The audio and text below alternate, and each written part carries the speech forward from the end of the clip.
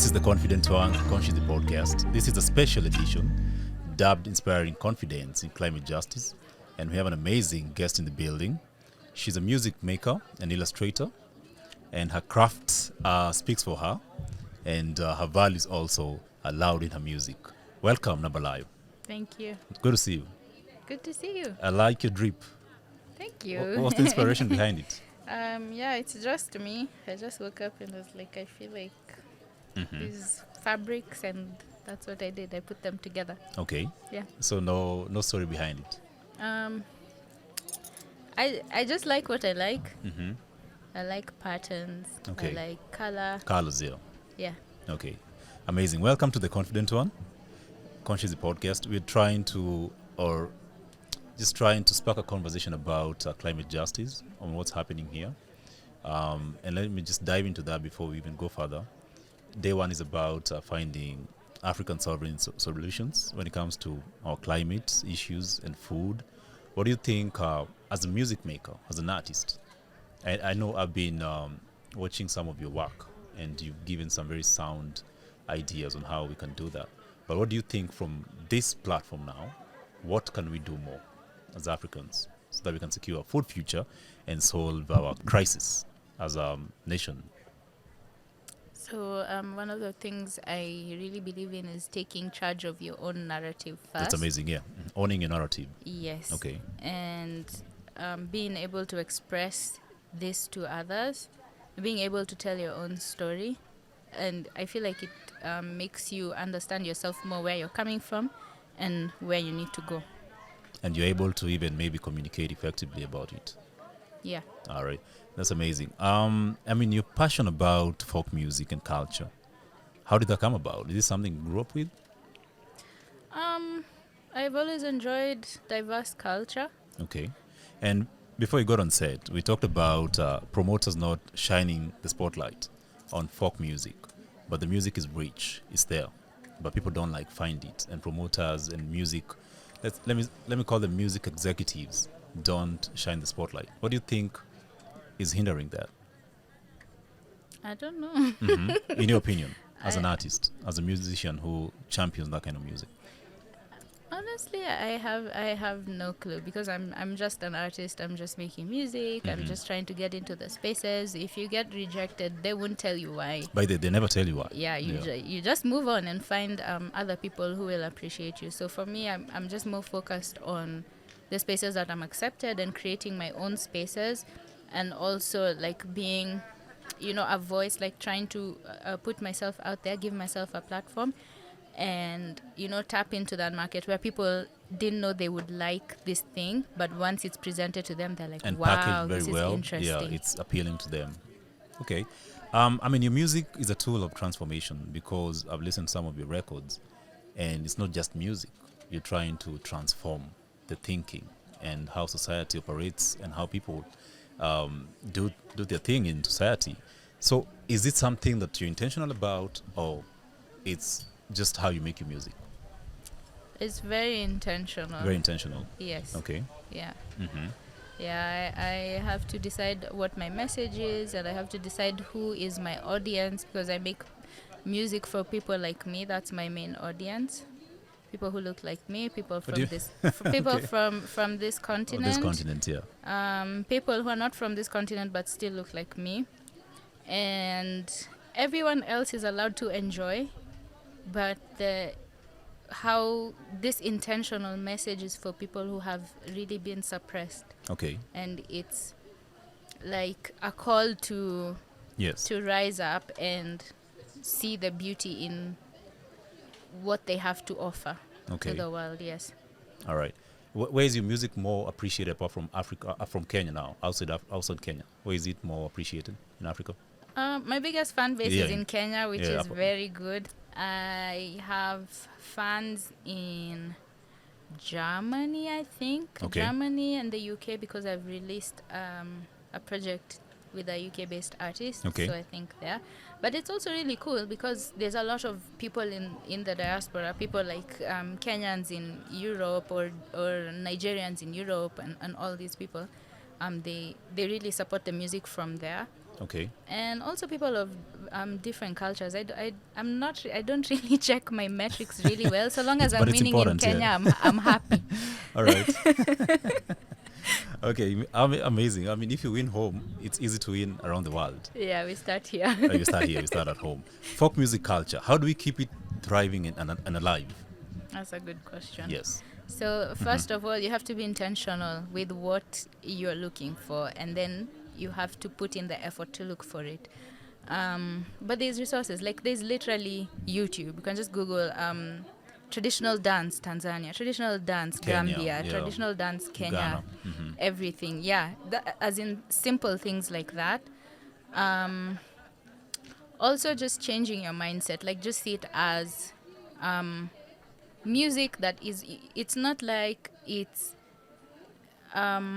People take traditional music as villager music Yeah, by the and way. whatnot. And it's a big misconception. And it's it really is. You have to change your mindset about it and see it for what it is, how it's the foundation for so many other music practices going on in the world right now, and appreciating it as a root or a source of greater cultural expression.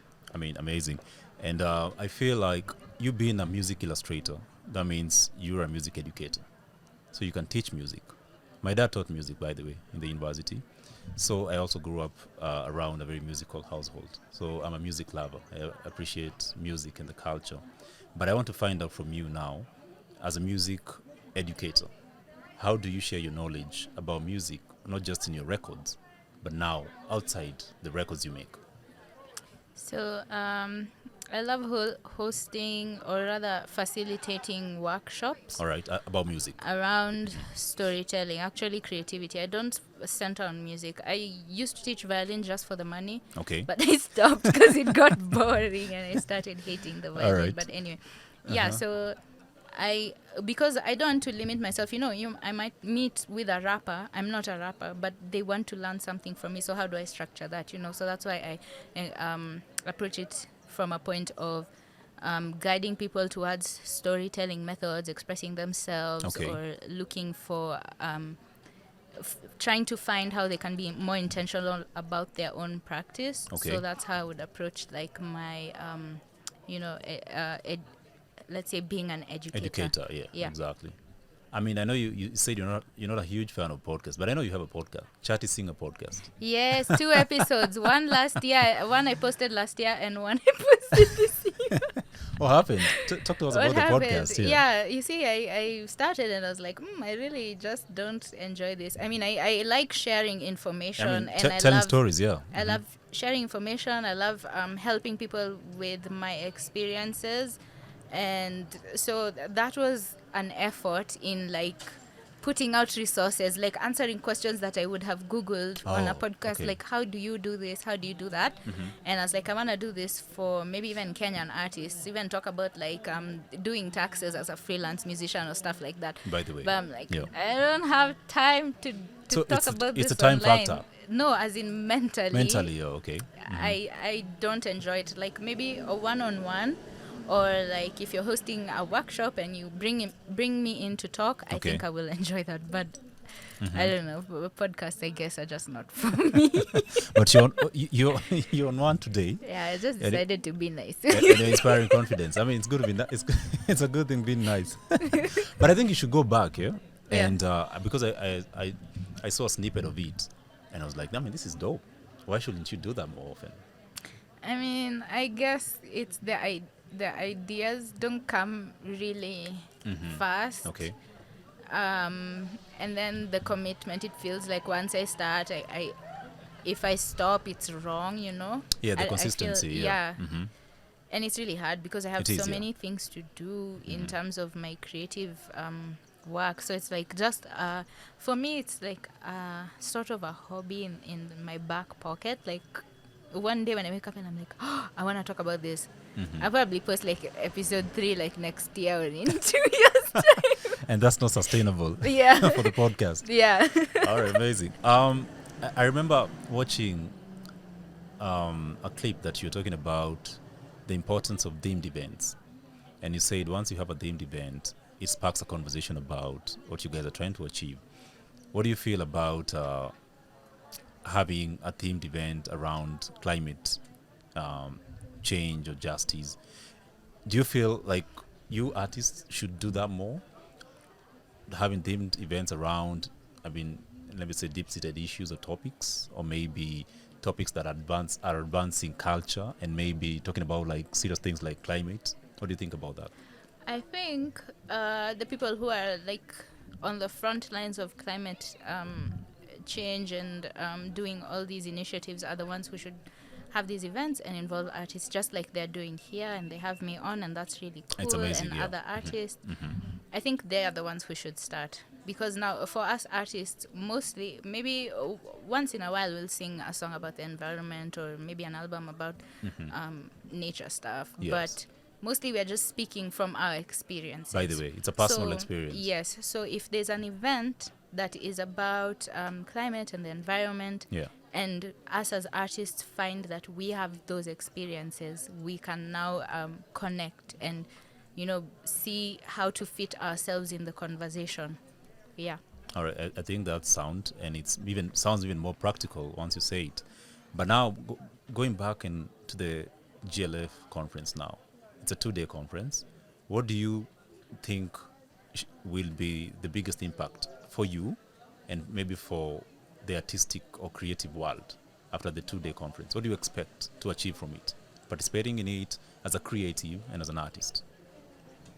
I expect that there'll continue to be space like this for me and other artists, Okay. which is really good.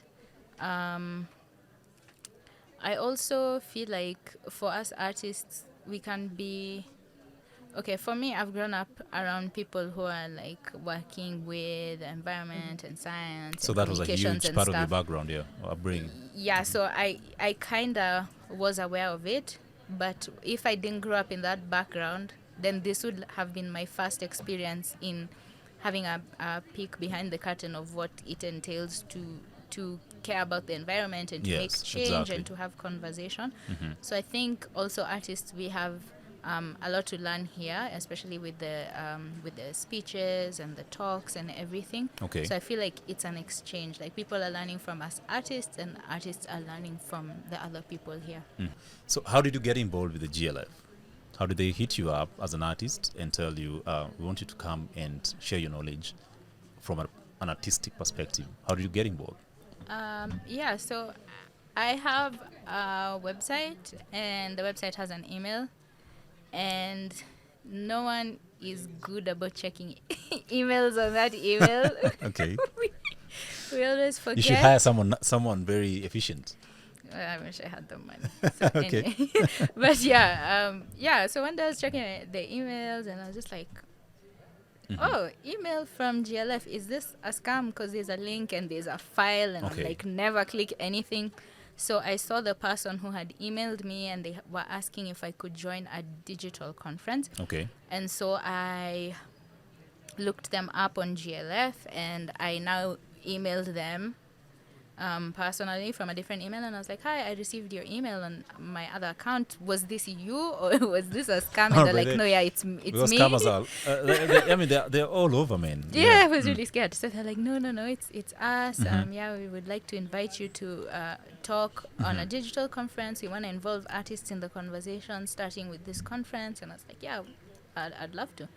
I mean, in the comfort of my home, why not? So, Okay. Mm-hmm. yeah, it was just a random email one day, and then I participated in the first conference, the Okay. digital conference, I think last year, November. Mm-hmm. And then Now the they physical emailed me one. again, Or the and physical now I'm one. here. So you did a good job. I guess, yes. and I'm thinking, why do you think you stood out and they hit you up and they didn't maybe hit up someone else who's doing? I mean, there's so many musicians, doing pop, hip hop, all this kind of music, but they hit you up. They say, we want you on this space. What do you think made stand out for you to be involved with the conference? I honestly don't know. I feel like it's not even About the music. It's not even about the competition. Maybe it's about like the quality of conversation we had. But we had like such good people on the panel. Maybe it's because I remember most of watching the that. people Yeah, I remember watching that. Yeah. were in other countries, and I think other people would be busy. Like there was someone who organizes events there, like around Oktoberfest, so they'd probably maybe be busy, Okay. and the others are in other countries. Yeah. So, Okay. yeah. So you don't think there's any uniqueness in you? Or No, your you music? should ask me directly. Do you think you're unique? And then we can discuss that. but since you're the confident one right now and you're inspiring confidence, you must be unique. I suppose. Okay. Yeah, we could go into that if you want. All right. I remember also just checking, doing my background check, and I saw you talked about a childhood memory that you had, and I don't know if it's your dad who said the artist is the mirror of the society. It was not my dad. Who said that? Someone. It's a proverb. It's a saying. But someone told you that Nikioya when Jamii. you were growing up as a young girl. I don't even remember what I was saying. I say a lot of things. You said that in I that say panel. a lot of things. I think maybe it was like a teacher or something. But someone like who a maybe creative- was influential in your life at that moment. Yeah, I think so. Might have been a teacher. So do you feel like, that's why I'm asking you about that childhood memory, because my question is, do you feel as an artist, as a musician, we have this role to play being the mirror? Or you just do music and you don't care what society do thinks about what you do and what they do, whether it's about environment, I don't know, lifestyle and fashion, anything. What do you feel about that? I think an artist has a duty to represent themselves in their work. Okay, in their So work, if in their they're- craft. Yeah. Okay. So if themselves involves weird things, so be it. Yes. It's now up to the society to see why are people, suffering, or why are people, going through this. Like it's like a gauge. It's like a thermometer. It's Okay. like seeing how the surroundings are. So Okay. it's like if you want to know what's going on, look at what the artists are doing, Talking what they're about and talking singing, about. yeah, Yes, okay. it's not for them to come and like sort of fit in. Like you sit down and you tell an artist, oh, I want you to talk about the environment. It's like, look at them. Are they focusing on environment? Because like right now, maybe many people are not talking about environment. Maybe they are singing. People don't even or care rapping. about it, by the way. Maybe people are singing or rapping about getting money because like the economy and stuff. And like so, partying. it really reflects like What's happening in society. what people are going through. Maybe they have to party to numb the pain, and what's causing the pain. We need to look at that. Yeah, we talk about that. What's things causing like the that. depression and Yeah. the anxiety that they're talking about in the music. Yeah. I mean, they feel that's a very accurate way of putting it, and a nice way to inspire confidence. So, I mean, thank you for that point. Let me talk about your inspiration when it comes to the music you create and you as an artist. Who do you look up to? I know you are a huge fan of some Kenyan artists that I know maybe you listen to, but let me not just give that away from you. Where does that inspiration come from? I like to listen to a lot of different things. So my foundation started off with heavy metal. Heavy jazz, metal. That's unlikely. heavy metal, jazz, and like ambient electronic music Yes. and classical music because I've played in the orchestra before. Okay. And like blues and whatever we hear on the radios. So I was just like interested in replicating all these sounds that I like. Okay. But I like during uni, I Yes. was really exposed to how to appreciate African music and music from the African continent. Okay. Music from Kenya, because you hear it and you enjoy it and you like it, and that's fine. But how do you appreciate it and And see get it involved, for yeah. and see it for what it is. Okay. So I'd say I've always been inspired by very diverse things, and I always like to try a little bit of everything. All right. Outside your comfort zone and your box. Yeah. Amazing. This is the Confident One Conshizzy podcast. We're taking a short break. We'll be back with Nabalayo, the amazing, talented, and confident artist.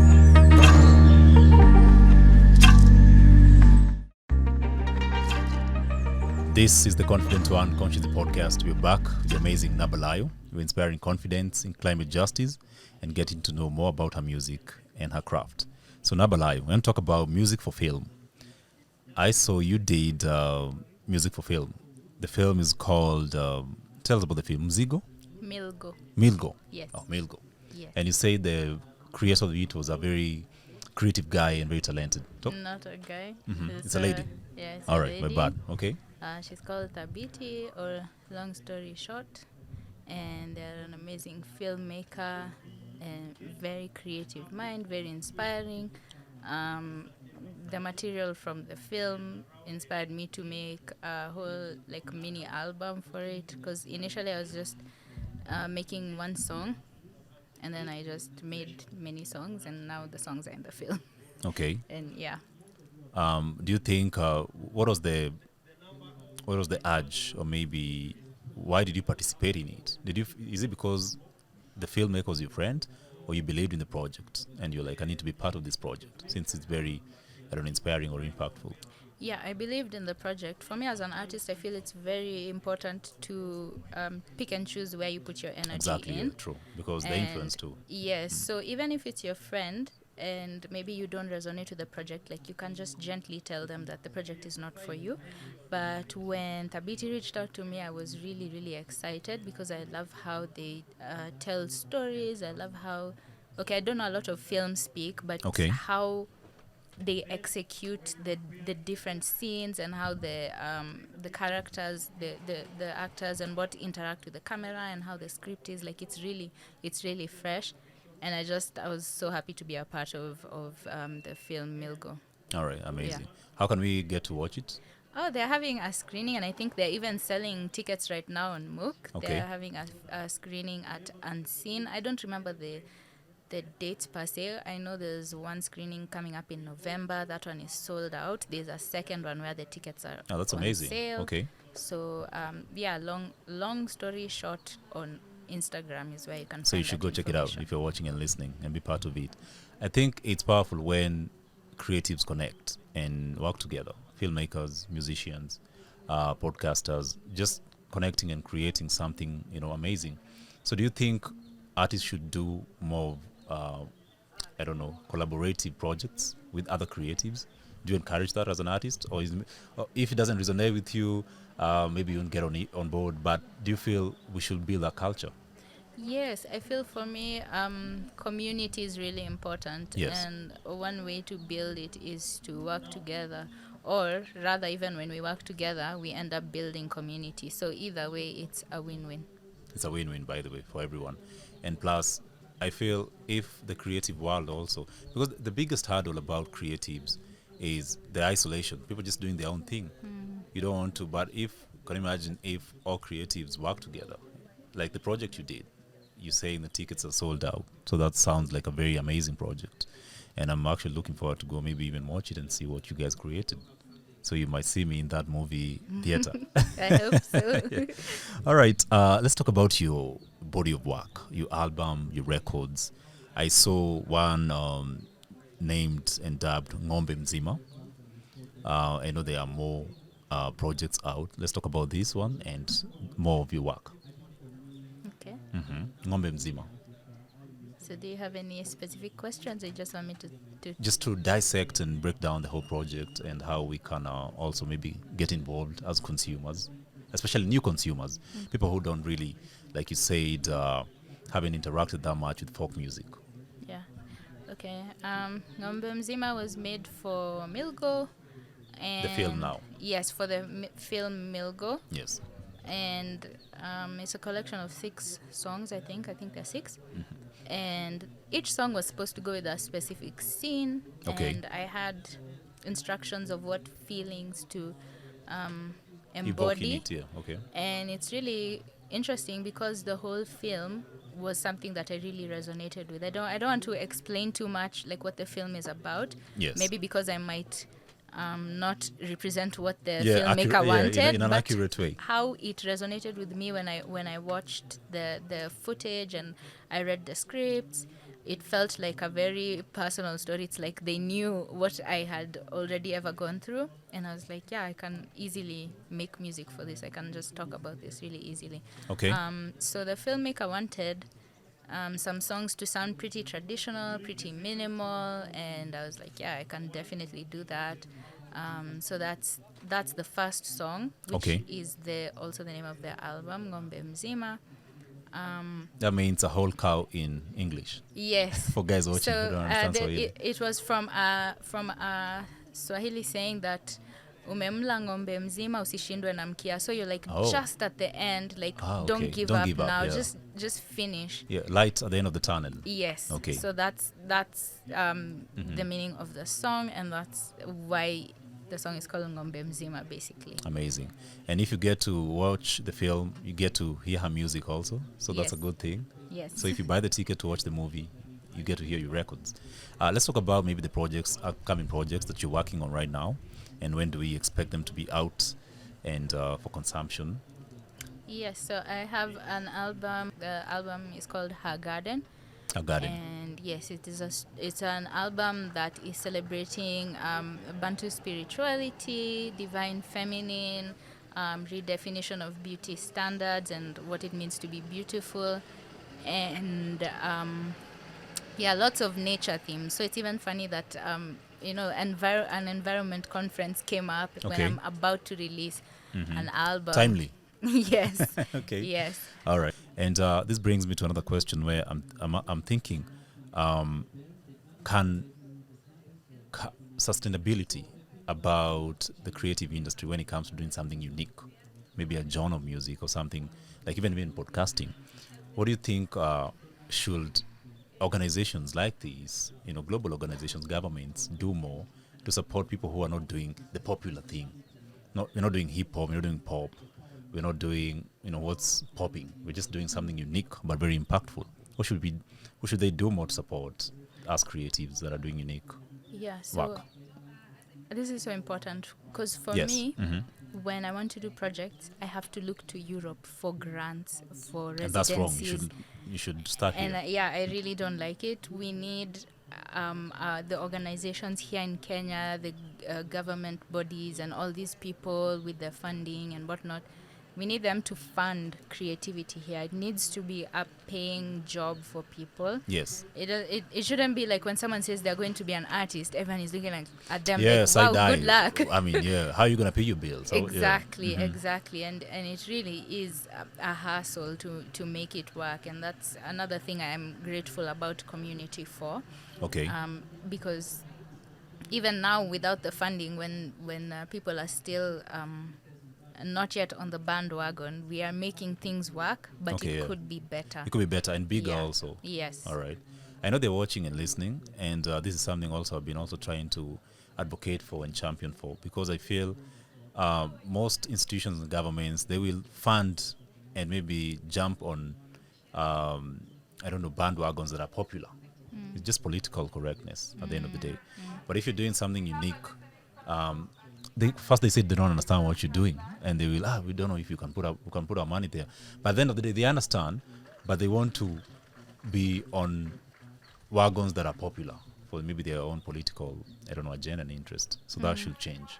Yeah, and also sometimes it's extractive because you're only paying artists to make maybe stuff that is true to you and your needs. Maybe if you're a politician and you need a political song, then now that's when you decide, I'm going to fund artists. No, fund artists to express themselves and expressing what they're going through, what their community is going through, or fund them to find solutions. Like the same way you fund scientists to find, cures or solutions with plants and, grafting. The same way they fund lawyers to come up with laws. Yes. So now fund artists. Ask them the same societal questions, like how do you have food security? Fund artists to do a creative project to bring that out, while you're funding scientists to do the science to do that.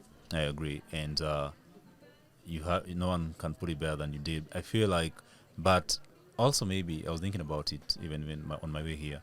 I feel also the people we put in these institutions do us a big disservice, because someone maybe just got the job, they represent artists or maybe artistic portfolio, but they don't understand maybe what goes on in the creative process. How do you make a record and make it, you package it to sell it? So I feel also putting guys in these spaces that understand maybe the music business and how music should be put out and made commercial and start it can benefit the artists. Also, maybe the guys that we put there, we should also maybe think about that and maybe check that too, because we have the wrong guys in these places too, in my Yeah. opinion. Yeah. Yeah, and also on that, as artists, if you're able to take up positions of Of power, leadership, yeah. Of please leadership, do yeah. so, and bring all the context that you need to these spaces so that changes can be made. All right. Do you plan to take up roles in leadership in future, political or maybe global organizations? Hopefully. Do you have such thoughts? I do have such thoughts. Okay. I'm just not sure how it would happen, but I'm open to it and I'm welcoming it. So when we get there, We can make we'll some real see. change. Yeah, Okay. We'll see what happens. Especially, I'm really into like policies regarding like intellectual property and stuff. I'm not a lawyer. I don't know anything. IP, but I'm yeah. just I can like, help you with that. we Apart from need podcasting. yeah, we need Yeah. the what do you call it? I don't say society, but we need these organizations to respect artists and their intellectual property. So in the same way, we need laws and we need bodies to Yes. what do you call it? Like enforce or carry out these things, so that artists have places to go to. Like for me, Yes. currently I have my royalties registered to a company in the UK. And that should be the case. Yeah, it shouldn't be the yeah. case. Yeah. Only recently I was able to register my copyrights easily in Kenya, but yeah. that doesn't get me any royalties. So royalties registered abroad, copyrights registered here, and that's a lot of work because I had to pay a down payment of £100 to be a member. Actually, £200 because I was registering as the copyright, like I think it was copyright, like a publisher and a songwriter. Okay, that was and in the all UK. these things, yes. Okay. And it's crazy. Like we need that Structures to we work need for structures artists still. here, Okay. yes. And yeah, in the future, if something comes up and I'm competent enough to be in that position of leadership, then I would take it. Absolutely. All the Yeah. best with that. I feel, we should encourage and inspire more confidence in creatives to, vie for office. We see they've been doing that, but sometimes I feel they get into these positions and they don't even, I don't know, they forget they were creating music or they were creatives and they now join the bandwagon with the politicians and it's now a political, I don't know. Yeah, I think sometimes it's hard to make change when you're fighting against so much resistance. Exactly, by the If way. you're just one pebble, you can't stop like the whole, like a wave just. So we need more creatives in these spaces. That's the word. That's the communication, and that's the bottom line. Thank you so much for your time. Before we let you go, because I know you're a busy artist, you need to attend sessions. I'm going to do something I call personality sentiments. And I just want to mention a name, and you're going to talk about that person and what you think they do for this music business. Okay. People you follow and you appreciate their work. So I'm going to start with an artist that I know you're a huge fan of. Her name is Karun. Oh yes. I like what she does with her style. Okay. I knew about her like when I was young, when I was in primary school. I think when she was still in a band, in a group. Oh yeah, the Camp Mula. And I thought they were really cool. They were and I dope. still think they're really cool. I'm Yes. sad that they broke up. Yeah, it but was a sad people moment for grow Kenyan up. music. Yeah. Yes. Okay. And I used to go to a music school Yes. where I believe that also she went there, and the teacher was always so proud of her, and she would give me examples in the class using her. Okay. And I was just like, okay, fine. I do wanna, I also wanna sing like her and whatnot. But as my style grew, I shifted away from liking the style pop culture. Yeah. Okay. But still, I really appreciate like how iconic she has been in the scene, and like the name she has made, and like putting Kenya on the map, and just being a strong what do you call it? I don't want to say brand. I don't like that. I don't like that word. But just being, Agent. being a strong presence Yeah. in the industry for that like consistent amount of time up Okay. until now. I really, really admire that. And it's not easy, by the way. Yes. It's not easy to do that. And the music is really good. Yeah, So she chill. does an amazing job. Big up, Karun. Yes. Do you plan to work with her? Are you guys friends? Have you No. reached out or connected? I beyond just making a remix for her song, Okay. I have never spoken Maybe to her she's watching before. and she's gonna hit you up. Yeah, if she would love to work with me, siwezi kataa. All right. Putting it out there in the I will universe. Yeah. run. Okay. Yeah, but we haven't spoke. I just watch her from afar, and I'm like, wow, All right. amazing. I'm a huge fan of her work too. And I hope she gets to watch this. And I mean, that can happen. That would be dope if you guys can do something together. All right, that's dope. There's another artist called Labdi. I love Labdi. I know you love her. I love Labdi. Yeah. Labdi, I love you. Yeah, she's sending love. Yeah. Yes. Okay. Mhm. Yeah, actually, What do you think about her craft, her way, her style?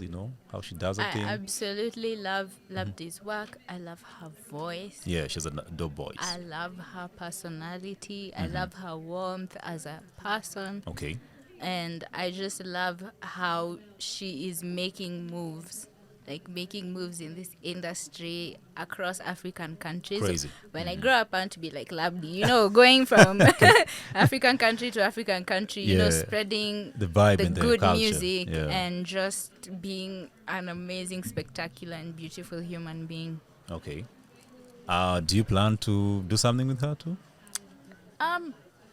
We should You should. actually. Yeah, you guys- When you're friends, you talk about it in the beginning, and then it just becomes a story. Like, yeah, we should work together. Yeah, we should do something. In a Baki story. Okay. So yes, by saying this, I'm committing to it. We should do By the way, something it's on together. record. It's now on It's on, record. it's on record. Amazing. I'm really enjoying this conversation about, you and just what you do. And I know we can't exhaust. We can talk for hours and hours. I know you're not a huge fan of talking for long. Yeah, I need breaks. I love talking, but Yeah. with breaks. You With talk, breaks. you pause. Okay. All right. So next personality, she's a DJ, Coco. I love Coco M. I love Coco M. I love you. Yeah. What do you think about her craft and how she's making moves? Just mind blowing. Yeah. Really amazing Yes. how she's creating community. Really amazing how she's championing other things other than the music, and championing stuff, even stuff like passports and visas, and how African artists are being Accessibility, treated. yeah. Okay. And not only that, even like on a small scale, just creating a community around teaching people, connecting with people. Yes. And their music is amazing. Like when Coco M plays music, you just have She to takes you dance. places, You just yeah. have to dance. Amazing. All right. Thank you for your time, Nabalayo. This has been amazing. Thank you for your contribution to the GLF conference and to the Conshizzy podcast. Thank you for having me. It's been amazing. It's been a very, solid and very impactful conversation, and I hope we inspired confidence. Thank you so much, and keep doing your thing. We'll catch you in the next concert. How can we find you on social media? On Instagram, it's _Nabalayo_. If not, you can go to my website, nabalayo.com. Everything is there. My Instagram, my Twitter, my Patreon, my tip jar. And there's also like a little section of who I am, what I do, and why I do what I do. Exactly. Yeah. Which is very important for guys to know that. Thank you so much. Keep inspiring confidence, and all the best. Thank you. This is the Confident One Conshizzy podcast. Nabalayo, the artist.